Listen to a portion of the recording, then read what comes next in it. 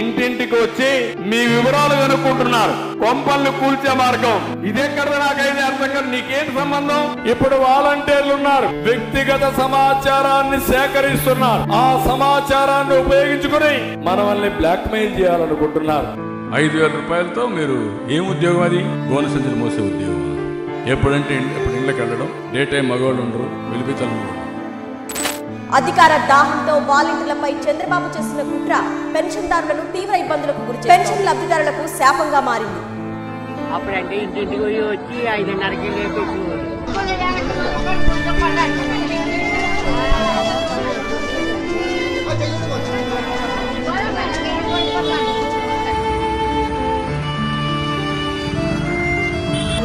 అక్కడ పోటీ గుర్తించారు.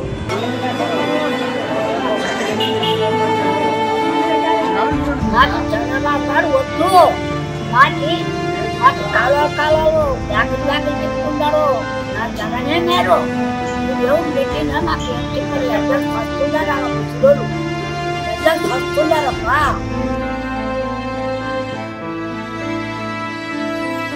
ఇళ్ళ కాడికి తెచ్చేసారు, బాగా సౌకర్యం అంతా బాగుంది.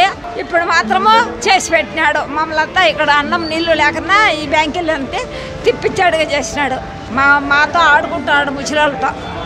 ఏమైంది మా పింఛన్ గురించి? ఎందుకు ఈడ ఉండాలి? ఆడిపోతే ఈడపోతే ఆడ బ్యాంకు లింక్ లేదు అని డబ్బులు 5 రూపాయలు 10 రూపాయలు 30 రూపాయలు తీసుకుంటున్నారు. పని ఏమొచ్చాయిడా? ఏమవసరం లేదు సార్. ఊరు కావాలంటే 100 రూపాయలు వేసాం లేదు సార్. ఏమవసరం లేదు సార్.